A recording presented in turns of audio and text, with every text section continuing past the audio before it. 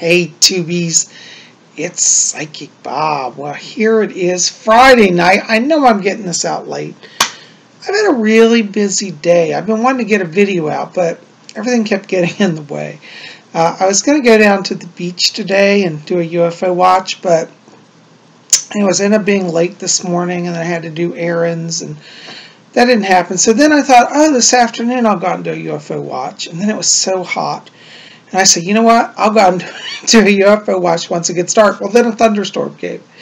So every time I planned to do a video, I got distracted today. But I want to just spend a few minutes here with you guys today. Even though it's late, I want to get a little something out to you. I have to show you, I got some really cool stuff recently. Today I found a new store. It's like a beach supply store. And I got this really cool puka shell bracelet. It's like a turquoise color. It's a little blue. It looks a little bluer here. It's a little greener in person. The lighting in here is not so good. So, but I got this because, you know, I just love jewelry. So it's like a shell bracelet. And I love that. And I can show you something else I got recently. And it doesn't look like it's showing up on camera very good. But I got a beautiful gold pearl. Can you guys see that? I'm bringing it closer. Isn't that beautiful? This is a real pearl. It's actually a golden pearl. In Burma and in Thailand now, they're harvesting these golden pearls. They actually come from oysters that are golden oysters. And anyways, I'm crazy about it. As many of you know, I'm very into sea magic. I'm a bit of a sea witch these days. That's kind of my niche in Wicca. I'm more of a sea Wiccan, sea witch. And so I've been working, you know, especially I've been spending so much time at the beach. I've really been tuning in on that. And so I got this beautiful gold pearl recently. I think it's just beautiful. It's much more lustrous than it shows up on camera here. It's a little hard. It looks paler. It's actually a richer shade of gold. Let me go a little closer. Actually, that you can kind of see it a little better if I bring it closer. Isn't that cool, though? Anyways, it got me thinking about UFOs because, as many of you know, well, today is UFO Friday, and I was looking at this pearl, and I was thinking, this reminds me very much of the UFO that I saw one time. I one time saw a giant spherical UFO, literally, but it was silver color, metallic ball floating in the sky, and it looks very much like a pearl, very shiny and reflective, just like that. And anyways, so as I was putting on this pearl today, I was thinking about sea magic, and I thought, gee, it reminds me of a UFO. Speaking of UFOs, I've got my titanium rings on. You may remember 2 weeks ago, last week or 2 weeks ago, we talked about titanium. So there you go. Anyways, I really wanted to go out tonight and take you guys out for a UFO walk at night. Last night, I went out about midnight with Grizzly, who's over there sleeping in the other chair. You can't see him, but anyways, and I had the most profound experience. I was literally walking, and I had this kind of, do you ever have those moments, that kind of cosmic awareness where suddenly you know you're connected to all those stars, all those planets? It was really profound, and I was watching for UFOs. And I saw one thing in the sky that looked kind of unique. I swear it looked like, I thought it was a planet. And then I swear it moved just like, you know, just a little bit over, but it made a distinct movement. I don't think it was a drone because it was way too far out and it was too bright. It could have been a satellite, but it was very strange. And I thought, yeah, they're out there, you know. And anyways, I've been thinking as I've been walking and spending a lot of time at the beach, I've been thinking about sea magic and also ancient cultures. And I've always wondered what the connection was with the ancient cultures to the life out there. And it seems that, as I've talked about it before, I really believe that many of the ancient cultures truly were visited by aliens. And if you study the anthropology of many ancient cultures, it seems to have woven into their lives and their cultures. They have pictures of people coming that look like beings from outer space. Some of them wear spacesuits. There's just too much, especially if you study the ancient cultures. Really, it's all over the world, but, you know, like where I live in the United States, particularly through the Native American cultures. There are a lot of things here in the United States. And when you go down into Central and South America, the evidence just keeps building and building. And as many of you know, many of the ancient pyramids, like you see in Mexico and down in Central and South America, I believe a lot of those were connected to the ancient Atlantean culture. And I do believe that the ancient Atlantean culture did interact with UFOs. My spirit people have told me that, and many other people seem to have had knowledge and experience. Other channels that I've talked to, people who do channeling, have had that. So it's really got me thinking about how much have we been interacting with the aliens. I recently discovered something very fascinating. I'm researching it right now, and I'll have to do a follow-up report with you. But many of you know that I believe that H.P. Lovecraft, Howard Phillips Lovecraft, who was a writer back in the 1920s and 30s, he was an occult writer. And many of you may remember I've talked about his writings here before, particularly his connection to the Cthulhu mythos.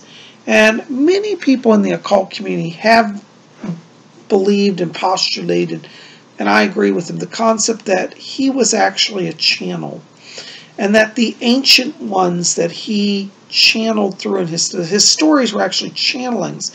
When he was interviewed, H.P. Lovecraft said that many of his stories were actually dreams that he had. And if you read the writings of H.P. Lovecraft, he talks about a whole story of a time where an ancient race from the stars came to the earth, and Cthulhu was one of them. He was like a godlike being.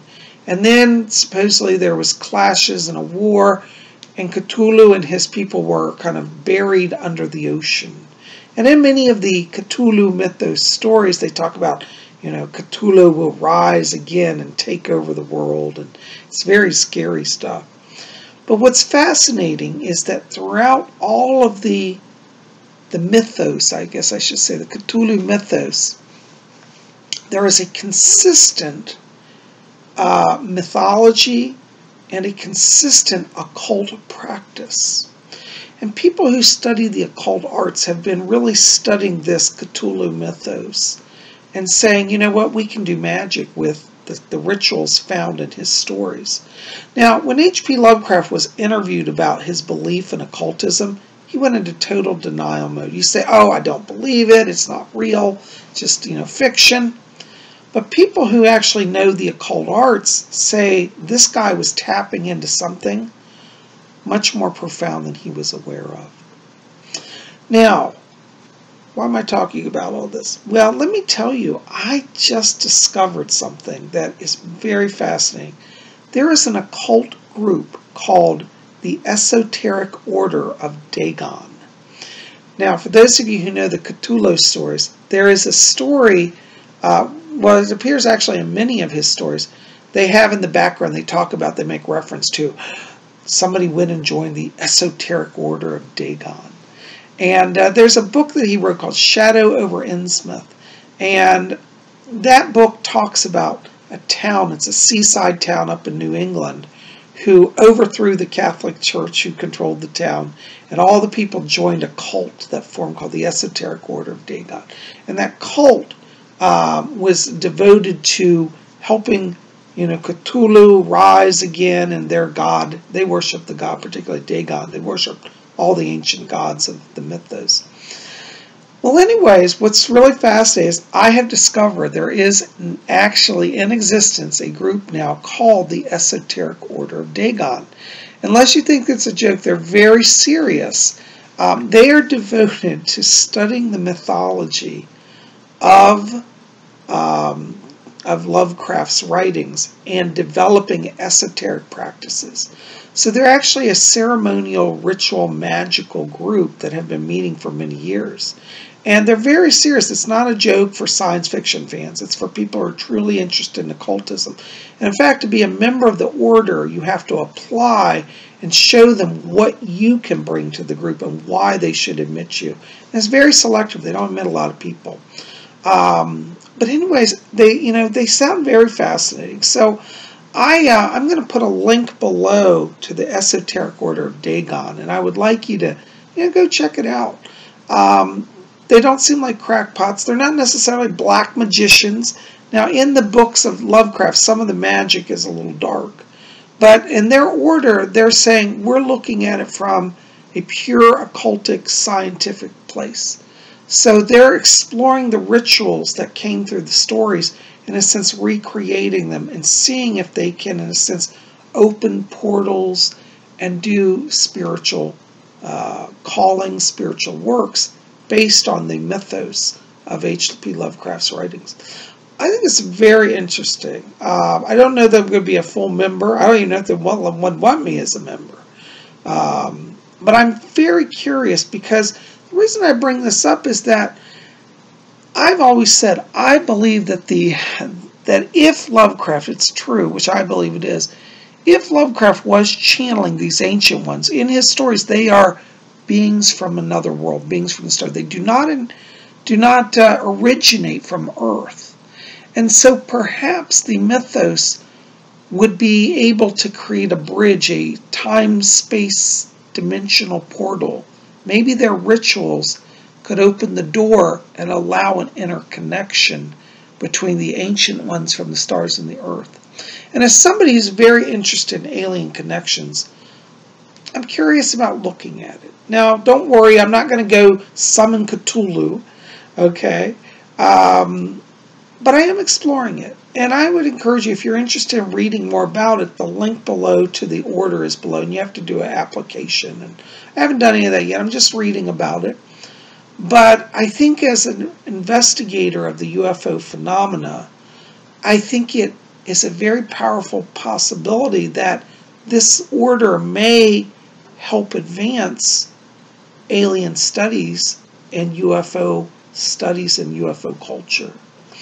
As many of you know, as a psychic, I've said that I believe over the next 2 years we are really going to have major disclosure. There's going to be a lot of stuff coming forward from particularly the United States government. The United States government's the one who's put the quash on everything. If it weren't for the U.S. government, a lot more people, a lot more countries, I should say, a lot more governments would have revealed beforehand, I believe, the alien Earth connection. And it is believed that many of the top governments already have connections and treaties with people from the stars. And they have kept it all very hush-hush and very secret. Speaking of ancient peoples, I have to show you something else that I got. And this is something I'm exploring as well. I got this little tiki statue recently. It's a little vintage one from the 1970s. It's from a restaurant called Coco Joe's. But they used to make these statues. It was a Hawaiian restaurant back in the 60s and 70s. This is a vintage one. But I've been studying the tiki gods, and I've been looking into the Polynesian / Hawaiian spiritual teachings as well. Because I look at the tiki gods, they are so far removed from any kind of god concept that we see in our Western world that I always say, could they be alien gods as well? So, anyways, I think the concept of alien beings coming to Earth, as I said, is much more prevalent and common than history has led us to believe. And so when I look at the tiki gods, and this is just one, but if you do research on tiki gods and look at their imagery, it's very mystical, very profound, and I just wonder, could they be alien as well? Something to think about. It's interesting, in the Cthulhu mythos, when they talk about the various ancient tribes that worship the old ones from the stars, he makes reference to the Polynesian islands and to Tahiti. And in his books, in H.P. Lovecraft's books, little cultures all over the world pop up with interconnections to the beings. And each culture has their own way of venerating the ancient ones. And so as I'm looking at the tiki sculptures, I'm thinking, could this actually be true? Could the ancient worship of the ancient gods, like these tiki ones, be revelatory of alien beings? Anyways, I'm researching that. We'll talk more about it, but I just want to come here today to to share the concept with you and tell you about the Esoteric Order of Dagon. So I will put a link in the box below there, and you might want to check that out. Anyways, guys, it's late, so I just want to touch in. I know this isn't the greatest video. I didn't have time to do everything I wanted for you, but that's all right. You know, every Friday we'll have something. Speaking of our schedule, tomorrow is Saturday, and we're going to have our, our class and our seance. Hopefully, everything will go all right. I got word from Mom's doctor that they may let her come home this weekend. So depending on what happens with her release, it could affect what time the class is out. So just keep it here, check in.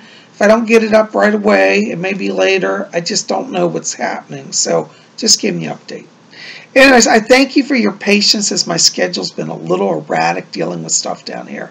But I don't want to forget you, and I am so glad you're here. And you guys rock it. Anyways, I'm going to go do some more research and study the ancient cultures of the Tiki gods and research the Esoteric Order of Dagon tonight. But I hope wherever you are, you're having a blessed evening. And I really thank you for being here. And I thank you. You guys are the best. Oh, by the way, thank you to all of you who came up to yesterday's video. We had a great vlog Thursday. I went to a mystical church and did some candle work and lit some candles and prayers for my mom and gave a little tour and went down to the beach. It was a lot of fun. So if you didn't see yesterday's video, check it out. It's in the queue right before this one. Well, guys, I'm going to wrap it up. I love you. Sending blessings to you. We'll see you back here tomorrow. Hopefully I'll get it out a little earlier rather than later, but depending on the day, we're going to try to get something out to you tomorrow. So just thank you in advance for your patience and understanding, because I'm literally kind of stuck until I know what the doctors say, if she's coming home tomorrow, if it's going to be Sunday or Monday. So we'll work something out. I love you guys. Thanks for your understanding. Thanks for your love. Thanks for your prayers. And thanks for your patience. We'll see you guys soon. And until tomorrow, may you always blessed be.